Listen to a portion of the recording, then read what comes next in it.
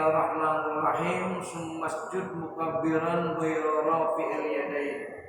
Para ulama, para guru, asatizat, al-alim dan pengurus masjid, pengurus mushola, tokoh masyarakat, hadirin jamaah sekalian yang dirahmati Allah Subhanahu wa taala. Alhamdulillah pagi hari ini dengan izinnya kita bisa berkumpul bersama-sama. Kita sudah berzikir, kita sudah meredam murkanya Allah Subhanahu wa taala. Dan beberapa hadis menjelaskan inilah hammu ahlil ardi azaban. Allah Subhanahu wa taala berfirman dalam hadis qudsi ini, Allah ingin mengazab ahlul ardi. Allah ingin menumpahkan azab untuk penduduk bumi karena banyaknya yang tidak patuh. Ada redaksi hadis yang menyatakan, falamma ra'aitu, apabila aku melihat, yang pertama, ila ammaratil masajid, ketika Allah melihat manusia-manusia yang meramaikan masjid, wal mustaghfirina fil ashar, ketika Allah melihat orang-orang al-mustaghfirina yang beristighfar fil ashari, di waktu sahur sebelum subuh, wal mutahabina fillah, orang-orang yang mencintai, saling mencintai karena Allah. Sarabtu azabi, ajabku kagak jadi. Konsepnya 3 nih ternyata. Satu apa? Orang-orang yang apa? Orang-orang yang ketika sebelum subuh beristighfar. Cuman tadi oman dikit. Tadi di sini cuma dikit. Berapa kali dia? 20.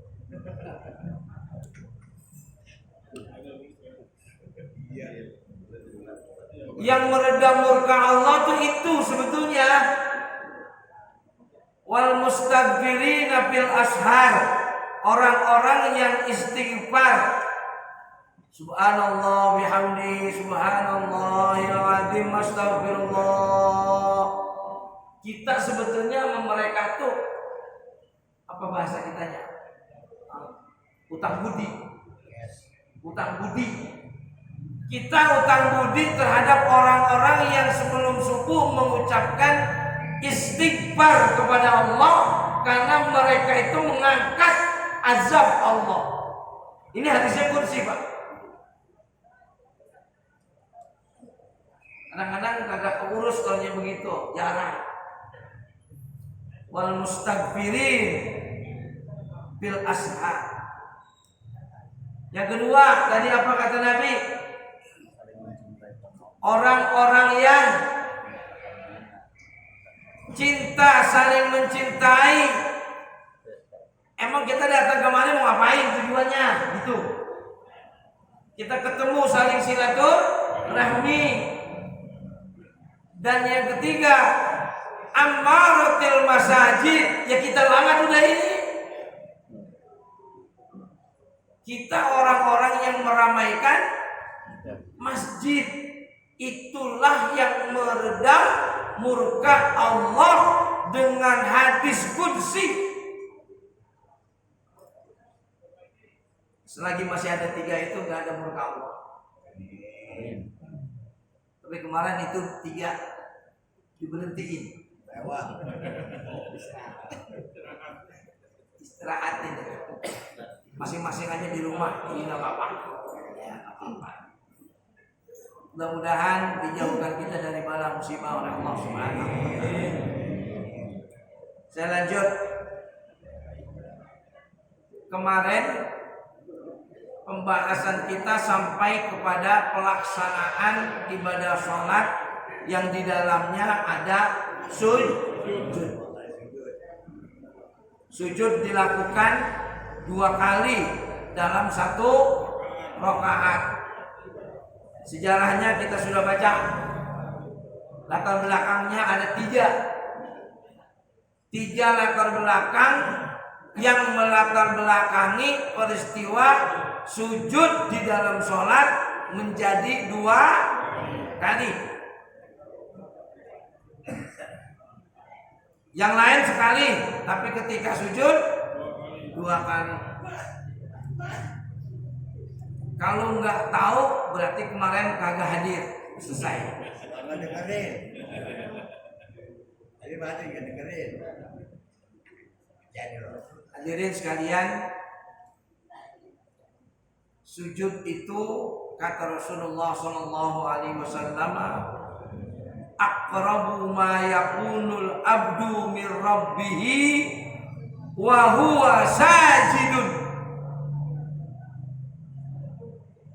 Aqrabu ma utawi paling deket-deketnya. Di aqrabu itu dari fi'il madi qaraba. Kalau fi'il madi kabara menjadi akbar. Kalau fi'il madinya qaraba menjadi aqrab. Aqrabu berarti isim tabdil. Paling dekat-dekatnya ma yakunul abdu, keadaan seorang hamba min rabbihi, dari Tuhannya, wa huwa sajidun, yaitu ketika hambanya itu sujud. Ketika manusia sujud adalah saat paling dekat-dekatnya orang sama Allah Subhanahu wa taala. Paham nih? Paham nih? Kalau paham sujud jangan buru-buru. Ini sujud. Aduh. Hadirin, mari kita tingkatkan secara hakikat ibadah kita. Kalau cuma sujud, mohon maaf nih Pak. Kalau cuma sujud doang,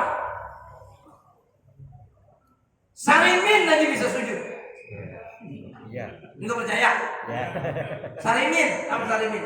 Pergi ke pasar.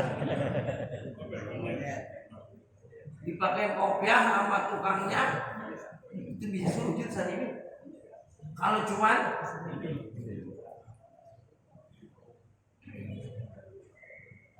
tapi bisa enggak kita meletakkan sujud ini adalah merupakan perbuatan aqrabu ma yakunul abdu min rabbih.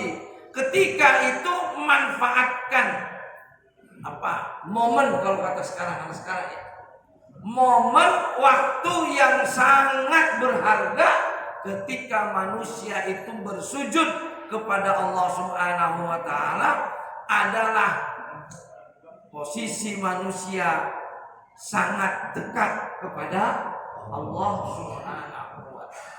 Aqrab itu paling. Maka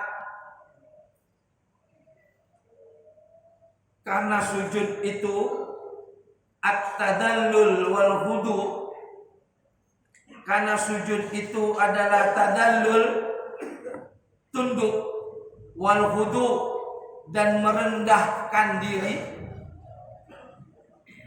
Tunduk dan merendahkan diri, maka Allah amat sangat senang bagi orang yang bersujud karena dia tunduk kepada Allah, merendahkan dirinya kepada Allah Subhanahu wa taala. Namun intisarinya kita belum pada dapat. Orang kalau udah tunduk merendahkan diri kepada Allah, maka enggak ada lagi sombongnya, enggak ada lagi congkaknya, tidak merasa dirinya paling pandai, tidak merasa dirinya paling pintar, tidak merasa dirinya paling kaya. Kalau memaknai sujud, tapi belum nyampe kita ke situ sujud, ternyata cuma sekedar jungking doang. Tahu jungking? Cuma sekedar jungking doang. Bocah kecil aja disuruh jungking bisa. Dapat enggak intisari sujud? Belum. Salimin sujud? Ya enggak bakal dapat intisari sujud. Kita sujud, kalau enggak dapat intisari sujud, sama salimin. Ini tegas nih saya ngomong. Tingkatin Pak, udah begini bangkotannya masih sama aja mas salimin kita. Bagaimana kita bersujud kepada Allah Subhanahu wa taala sambil kita at-tadallul wal hudu, merasa rendah diri, tunduk kepada Allah Subhanahu wa taala. Maka ketika itu pasrah yang keluar. Ketika itu sudah tidak memiliki kekuatan apa-apa, ya Allah kami pasrahkan kepada Allah Subhanahu wa taala. Ini intisari perbuatan sholat, intisari ibadah sholat, di sini letaknya. Tapi kadang-kadang sujudnya itu bana rabian apa aja dibaca. Bacanya juga yang kalau kata orang Betawi yang tertil. Ya. Subhana rabbiyal a'la wa bihamdi. Subhana rabbiyal a'la wa bihamdi. Subhana rabbiyal a'la wa bihamdi. Bukannya bihamdi. Ya bil khusus imam. Kalau imamnya rapi, makmum ke bawah. Kalau imam berantakan, maklum acak-acak. Yang penting subhana rabbiyal a'la wa bihamdi. Yang penting, yang pokok, ya kita baca itu subhana rabbiyal a'la wa bihamdi salasan 3 kali. Subhana rabbiyal a'la wa bihamdi. Untuk bisa sampai kepada itu harus hudu wal hudur. Apa maknanya hudu wal hudur?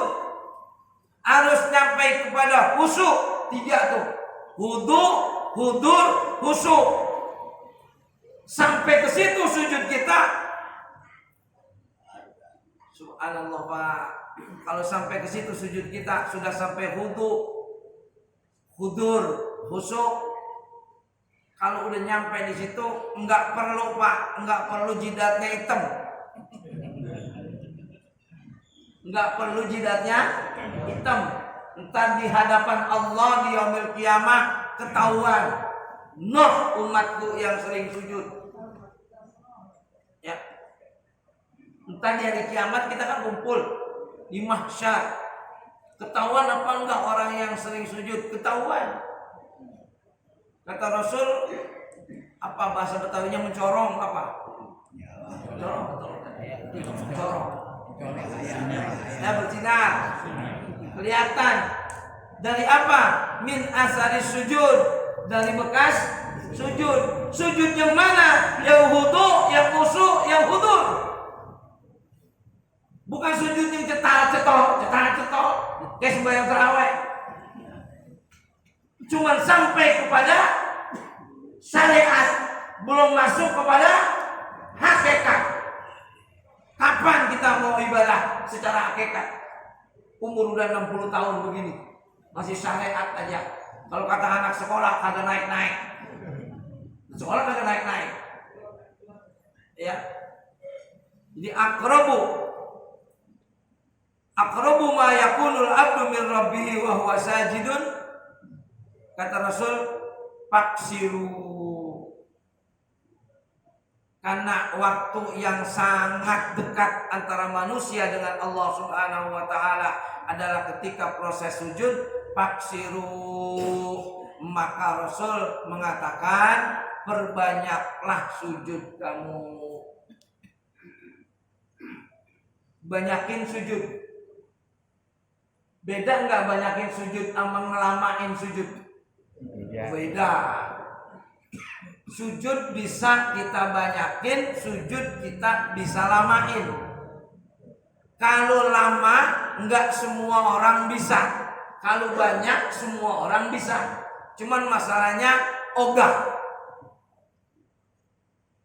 Ada orang yang sujudnya lama, ada orang yang tidak bisa sujud lama. Berarti bukan lama yang diperintah Nabi, tapi apa? Banyak. Karena sujud lama belum tentu semua orang bisa. Nah kalau dia lagi gulanya lagi naik, vertigonya lagi, sujud lama, bangun sujud lupa. Maka kata Nabi, maksiru, perbanyak. Artinya perbanyak bagaimana? Ya sering. Sholatnya sering. Ya kalau sholat wajib mah jangan diseringin. Sholat wajib cukup 5 kali. Ya saking seringnya sholat mungkin nambah. Mana memperbanyak sujud? Sholat sunnah. Ya.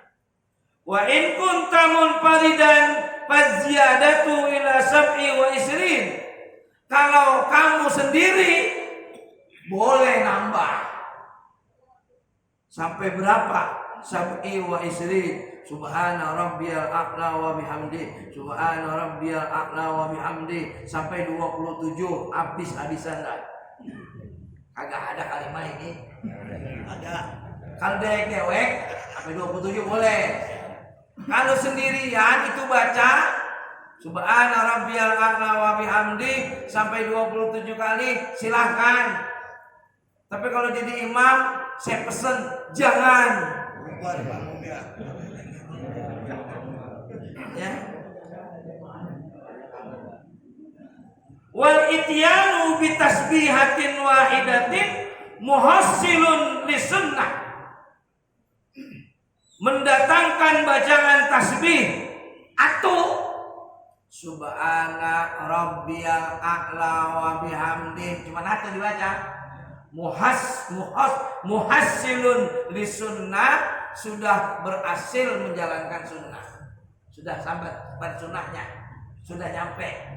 Kalau bacanya sekali Subhana rabbiyal a'la wa bihamdi, lakinnahu makruhun, kata Imam Nawawi, tapi itu makruh.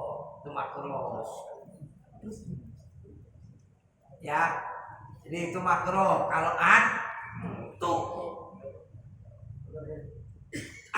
Pak, katanya di medit amat sih ya. Kadang-kadang atu aja agak ke bawah. Saking apa ya? Saking buru-buru. Mau kemana emang buru-buru? Bini kita kagak berubah. Kali kalau kita buru-buru bini kita jadi cakep kagak. Ya. Wal ityanu bi tasbihatin wahidatin mu'assilun lisunnah lakin makruh.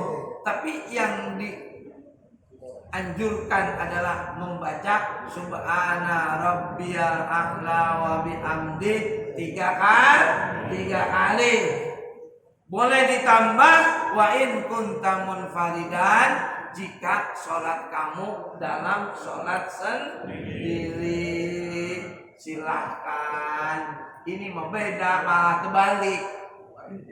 Kalau sholat jamaah 3 karena bareng-bareng sama imam.